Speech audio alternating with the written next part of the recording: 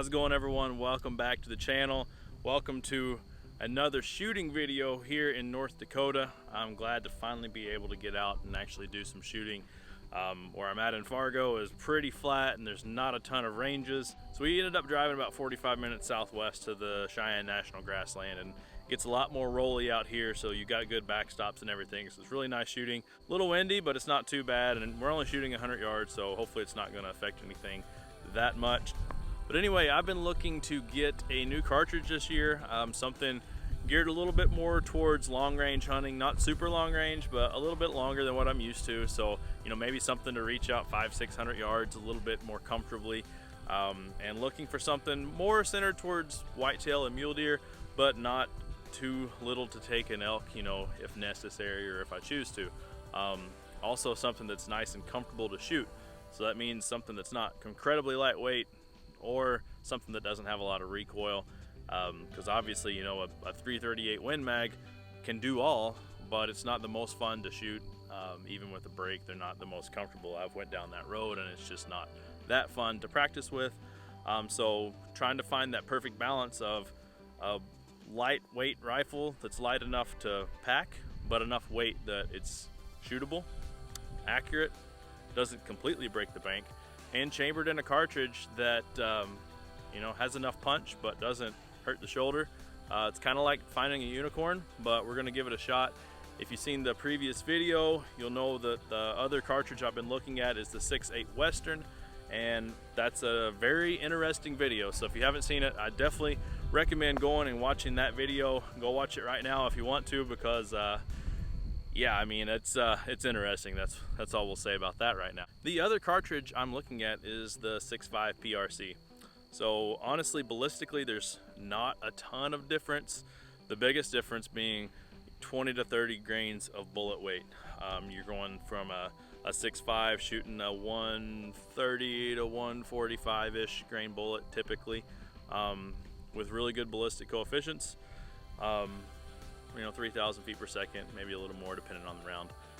And then the 6.8 is going to be a 270 caliber, that 165, 170, 175 grain bullet. So a little heavier bullet, about the same speed, slightly less ballistic coefficient, but ultimately I would say that the 6.8 Western would have to be a little bit better on elk.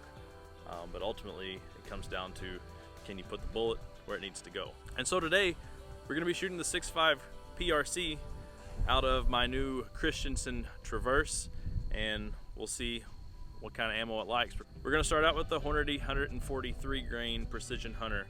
It's 143 grain ELDX, so we'll try that first, see how it goes. I've also got some other stuff to try in the event that this stuff shoots like garbage. And real quickly, this is my Christensen Traverse. Christensen makes good guns, there's no doubt about that. Nice fit, nice finish. From what I've heard, they're fairly accurate.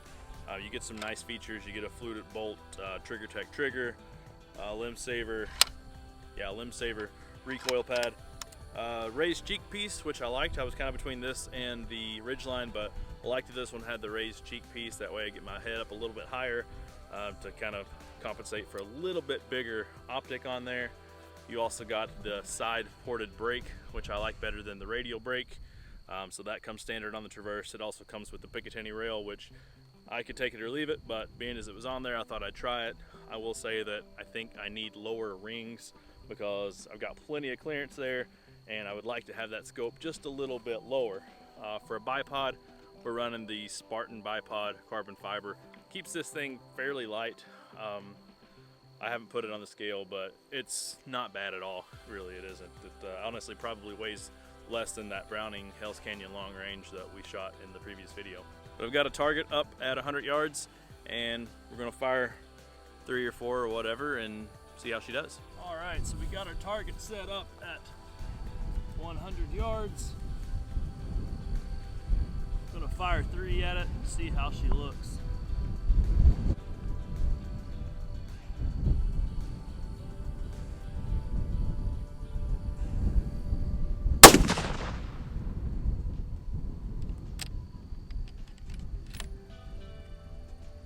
First one's about 1.25 inches high, about 3/8 of an inch to the left.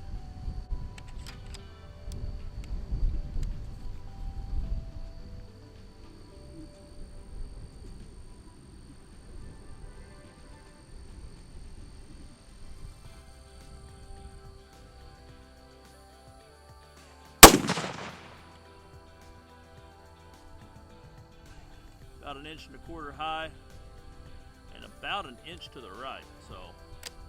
So far, 1.25 inches to 1.5 inches between those two shots.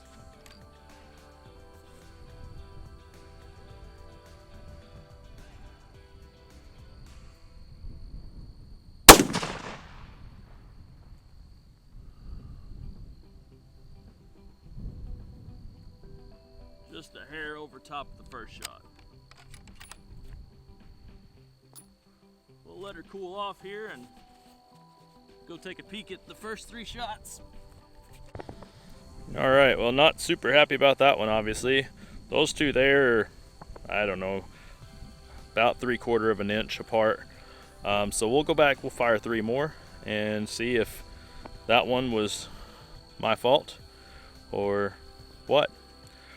Already quite a bit more impressive than the 6.8 was, but again, we'll shoot 3 more and see, and then I've also got some other ammo that I want to give a shot. So also went ahead and moved the bullseye over just a little bit. That way, ideally these 3 will be somewhere up in here and we're not going to be confused as to which one's which.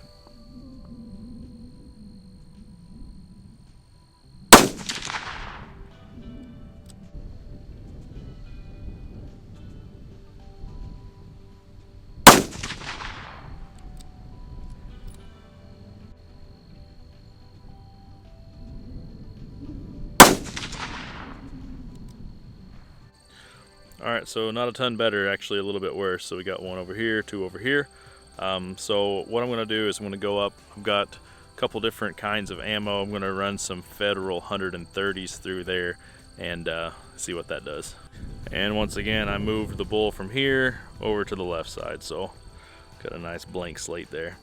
All right, so like I said, we've got some Federal 130s. This is the Federal Terminal Ascent. So really nice ballistic coefficient. It is a little bit lighter bullet, but let's give it a shot and see if we can tighten that group up a little bit.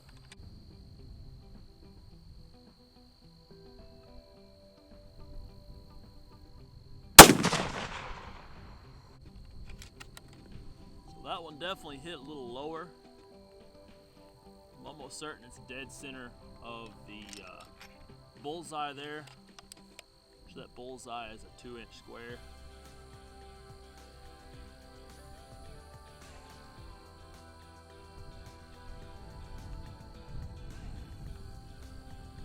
Fire that second one.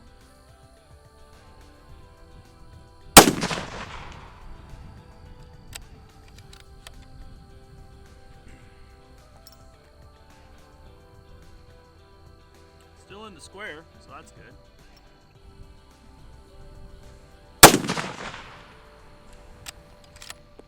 What I will say is that's way better. It's within the bullseye there, so I can't exactly see what the group looks like, but I know that it's tighter than the last ones have been. So I'll grab the camera, we'll go down there and we'll see what we're working with now. All right, so that's obviously a whole lot better. Don't have a measuring tape, but this is the bull from the last set of targets. So kind of put it right there. That square is 1 inch. I'd call that about a 5/8 group or so. So not too bad. All right, so there you have it. Gotta say, some pretty interesting results. Goes to show you that you know, just because a rifle is expensive or has such and such guarantee, you still got to find the ammo that it likes. A lot of people would say that Hornady Precision Hunter is about as good of a hunting round as you can get, you know, as far as accuracy is concerned. I have seen people say that they didn't like Precision Hunter at all. But the point is, every gun's a little different and not all of them are gonna like the same thing. So Precision Hunter, yeah, it's a 143 grain bullet.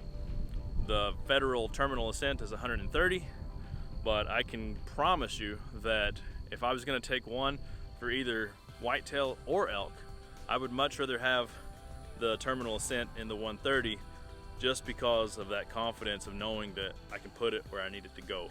Ultimately, those bullets are not very different. So will a deer or an elk know the difference in 13 grains of bullet? I don't know, but I know that it'll know the difference between a 130 going where it needs to versus a 143 going just outside of where it needs to. There will be a huge difference in the outcome of that situation for sure. And once again, every gun's different. Your gun may shoot Precision Hunter extremely well, it may not, but it is always important to shoot them. Shoot as many different loads as you can. I know right now it's a little bit hard to find stuff. It's a little bit expensive when you can find it sometimes. So, you know, it is what it is. I'm just trying to at least show you what I'm finding out here to maybe help you in the future. I will say that in my experience, most of Hornady's offerings have shot decent. Some of them better than others. I've never had any that shot just horrible, but I've also not had many that shot extremely well.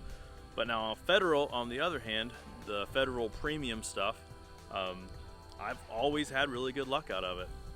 So was it a shocking result today? A little bit. I kind of expected more out of the Precision Hunter. I didn't expect it to be that bad, but honestly I did expect the Federal to shoot better, and it did by quite a bit. So stick around. I'm going to do some cleaning on this rifle, and I've actually got another type of ammunition here I'm going to shoot. So we're going to clean it really well. We're going to shoot one Fowler, and I'm going to shoot three shot groups back to back now that everything should be, in my opinion, broken in as it's going to be.